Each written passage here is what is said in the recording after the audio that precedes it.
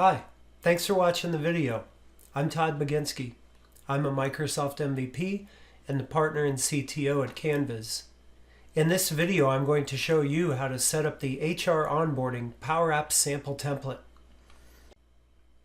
If you're watching this video, you're already at a place where you've been able to find the link to download all the code for this sample template. I've cloned that code here on my machine, and I've opened it in Visual Studio Code.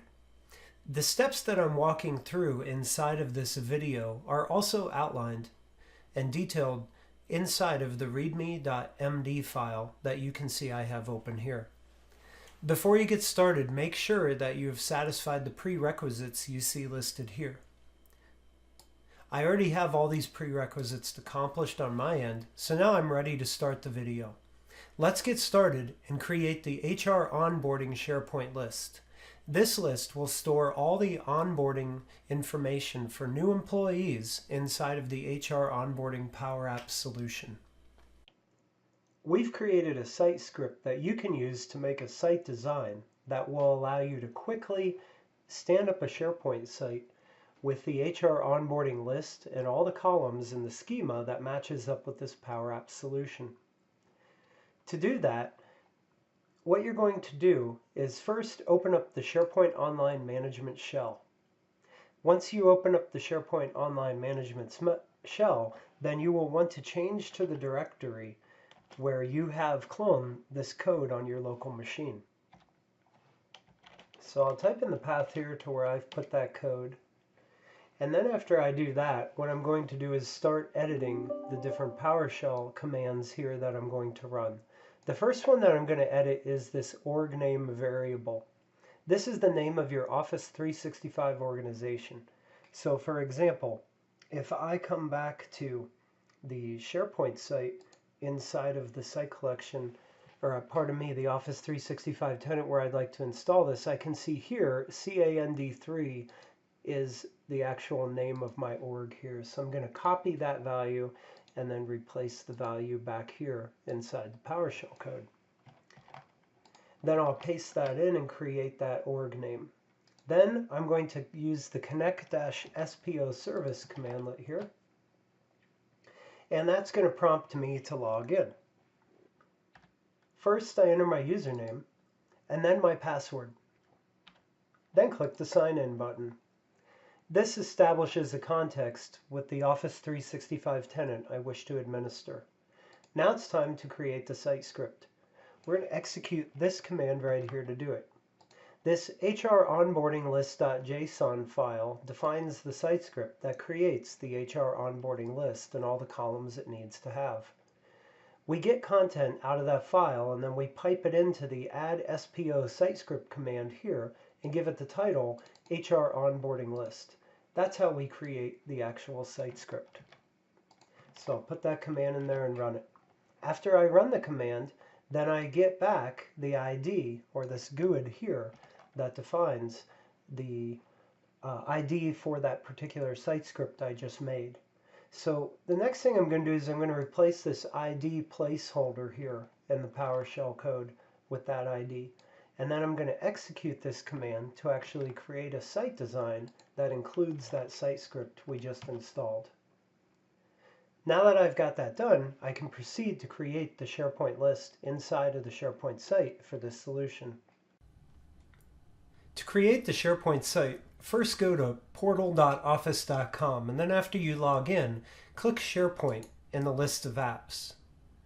Once you get to this page, in the top, click Create Site. On the right side, select Team Site. Then in the Choose a Site Design drop-down, pick HR Onboarding. Then enter a name. I'm just going to call mine HR-Onboard. After I've done that, I'll click the Next button. Here you can add additional owners to the site or members.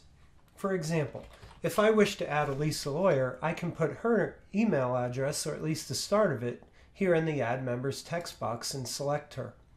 Then I can click Finish. At this point, the site is created, and on the right side, we can see the status of the site script executing to create that HR onboarding list. It's already done. Now we'll click View Updated Site. This refreshes the page, at which point we can go on the left-hand side and click the Site Contents button. Here we can see the HR onboarding list has been created. I can click on it to navigate to it. If this SharePoint list is empty, the Power BI report will not successfully be able to change data sources in our next installation step. Since that's the case, I'm going to add a record now. Now you can see I've added a sample record. Our next step is to move on and create the Power BI workspace. To create the Power BI workspace, go to app.powerbi.com and then log in with an account that has a Power BI Pro license. Then click Workspaces. It's a good idea to search for the workspace to make sure it was not automatically created when you made the site. In this case, mine was, and you can see it has the same name as my site, HR-Onboard. If your workspace has not been created automatically, click the Create App Workspace button, enter the name of your workspace here, the members you wish to add, then click the Add button, and finally click Save. After the workspace is created, then you can click on it to go to it and view it like this. The next step is creating the Power BI dashboard. To create the dashboard, first go to the file system on your local machine where you clone the repository. Then go to the resource folder.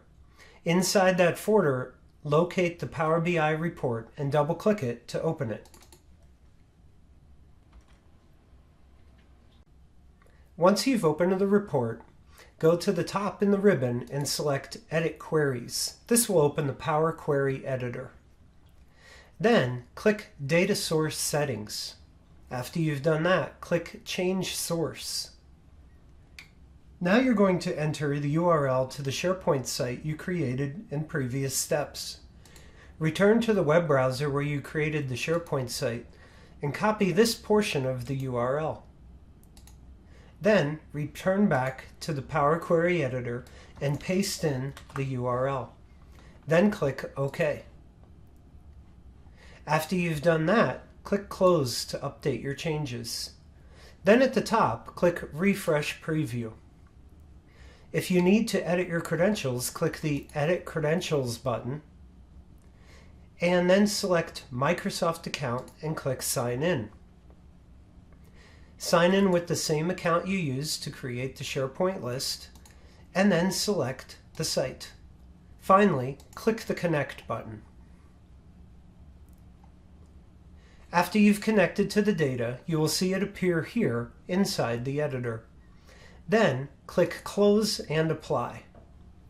After you've done that, it's time to publish the report. To publish the report, click the Publish button in the ribbon. Then select Yes to save your changes. You'll then be presented with a menu that allows you to choose the HR onboarding workspace you created earlier. Here it is. I will select that and then click Select. Now we're publishing up to that workspace. When the publishing process is complete, we can return to the Power BI workspace in the web browser and check it out. You can see we've successfully published the report. Now let's go back to the web browser and return to Power BI.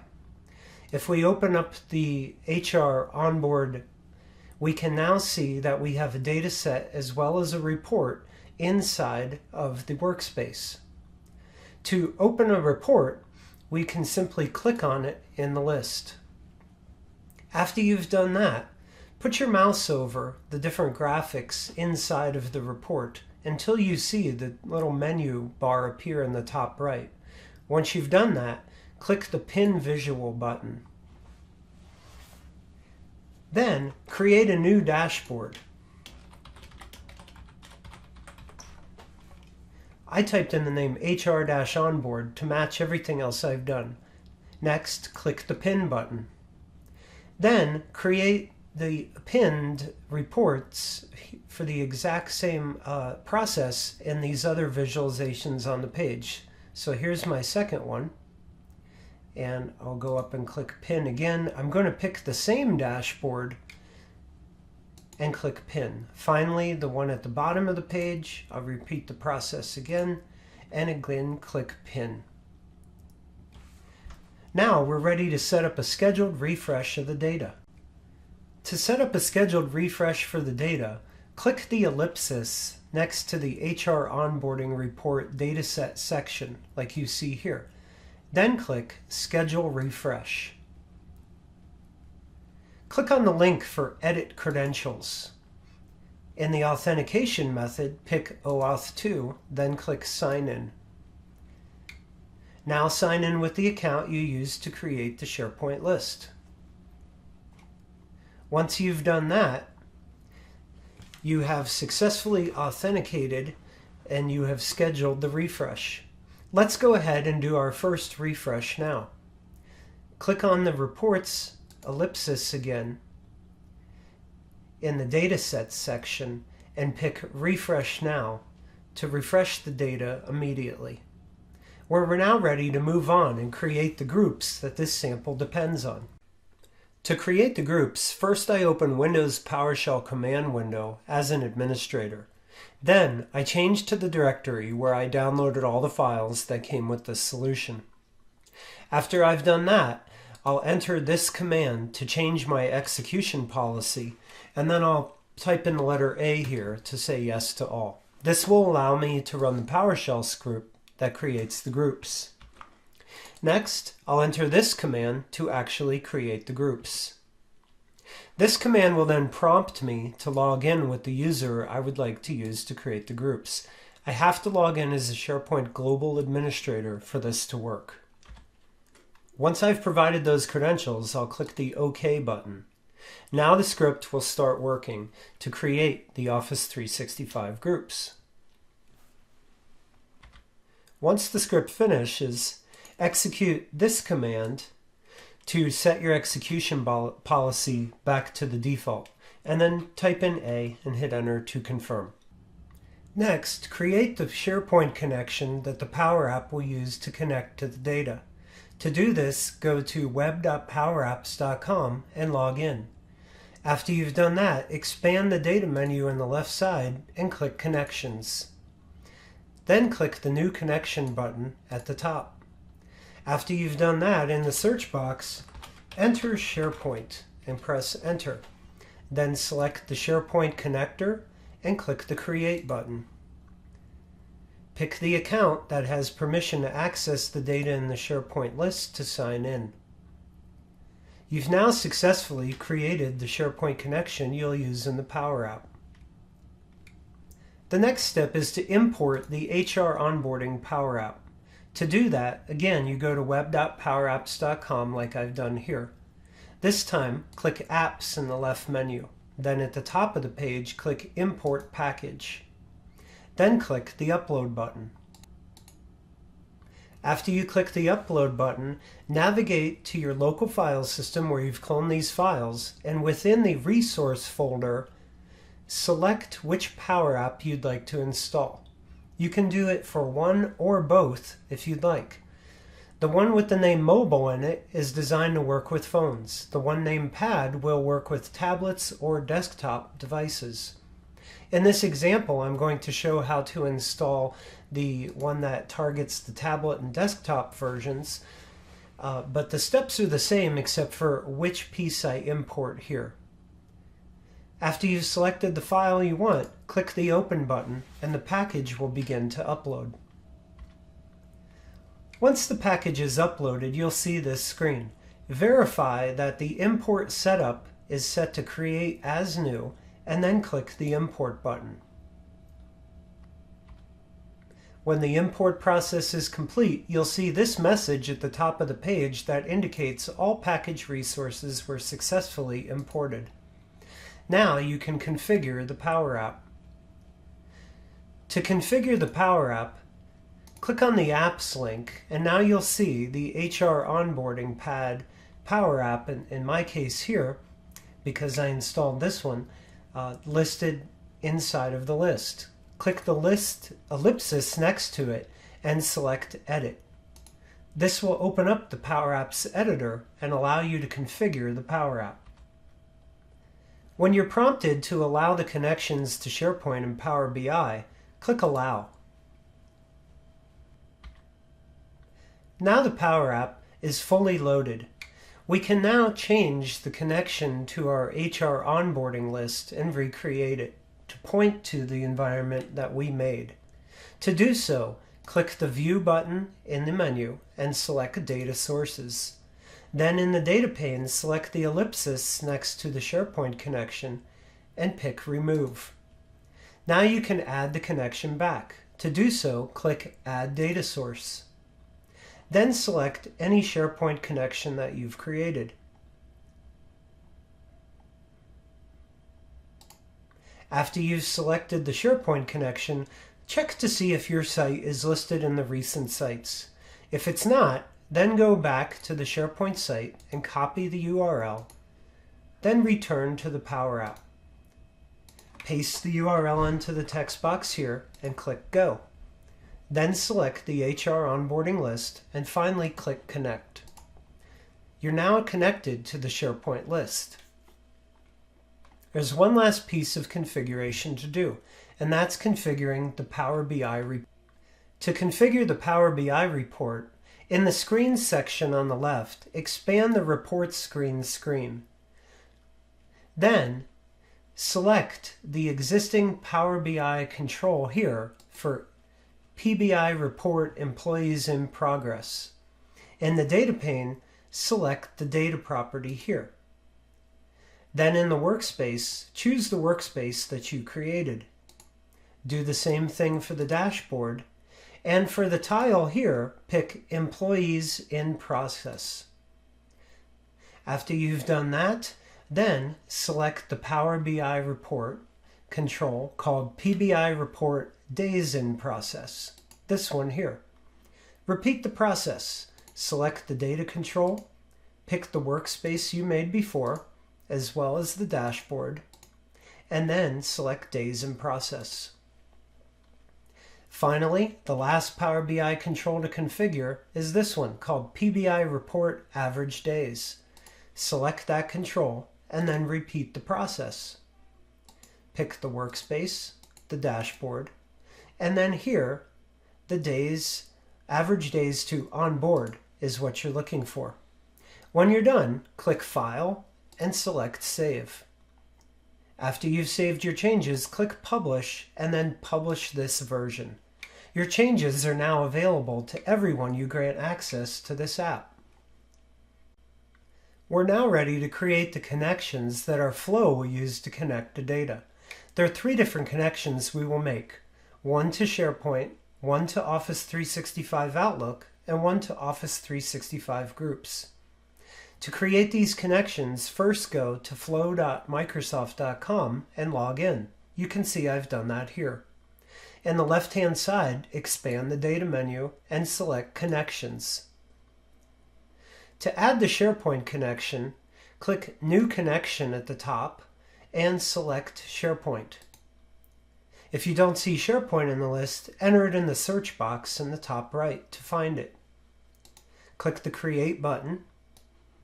Select the account you used to make the SharePoint list, and now you've created that connection. We'll now repeat that step for the Office 365 Outlook and Office 365 Group connectors.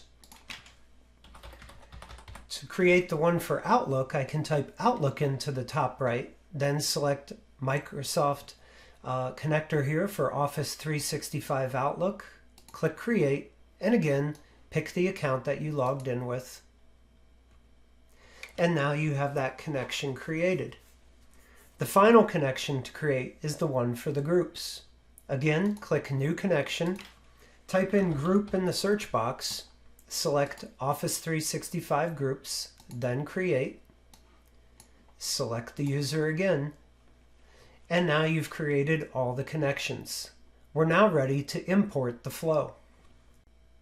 To import the flow, first click the My Flows menu option on the left. At the top of the page, click Import. Then click the Upload button. Now select the HR Onboarding Flow from the Resource folder inside of the solution that you cloned. Then click the Open button. This starts uploading the flow. You're then presented with a page that looks like this. First, verify the import step for the HR Onboarding Flow is set to create as new. Then, for each of the connectors in the Related Resources section, click Select during import and pick the connector that you just created. Then click Save. After you've done this part, you can then go ahead and click the Import button here to finish importing the flow. Once the flow has finished importing, it will show you this message at the top that says all package resources were successfully imported. We can now move on to modifying the HR onboarding flow. To modify the HR onboarding flow, go back to the list under the My Flows section. After you've done that, click the pencil icon next to the HR onboarding flow. There's going to be several different places we need to update the URL and the list name for the SharePoint list to match the environment we imported to. The first one is located at the very top of our flow, right here in the middle. This one called New Employee Form Created. Click this action to expand it. Then go back to your SharePoint site and copy the URL.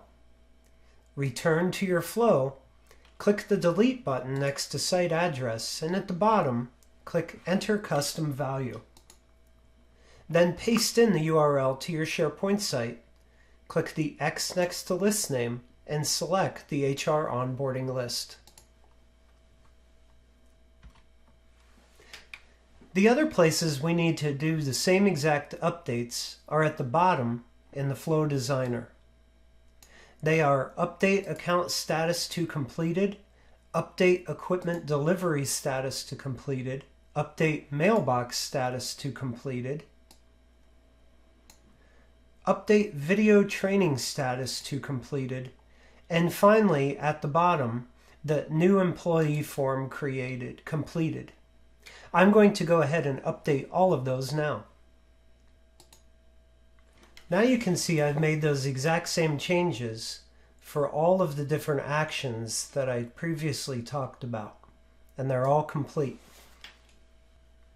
There's just 3 actions left to complete, and we're done configuring the flow. These actions are the ones that use the Office 365 Groups connector. They are Get IT Department Members, Get IT Equipment Department Managers, and Get Corporate Training Department Members. We're going to replace all of these group IDs with the group IDs that were returned when we executed the PowerShell to create the groups. I'll update these values now. I've already changed the group IDs for the first 2 actions that interact with the Office 365 Groups connector. I'm going to show you how you can do it. Here's how you do it. You do the drop-down list, go down to the bottom if you don't see your group, click Enter Custom Value, then paste in the GUID that you got back from that PowerShell script. After you've done this, you're then ready to save your flow. And so to do that, you go up to the top and click the Save button. Congratulations, your configuration is 100% done. You're now ready to play the Power App and test it out. To play the Power App, return to web.powerapps.com. Then click the ellipsis next to the HR Onboarding Power App you created and click Play. After you've clicked Play, you'll be prompted to allow the connection to Power BI. You can now click the Allow button, and we now have the fully running sample. Please check out my video, which describes how to run this sample end-to-end and use all the functionality in it. We hope this video and this particular sample comes in very handy for you as you develop your own Power Apps solutions, and maybe even you'll use this one as is for your company. In any case, I hope it helps you out. and thanks for watching the video. I'll see you next time.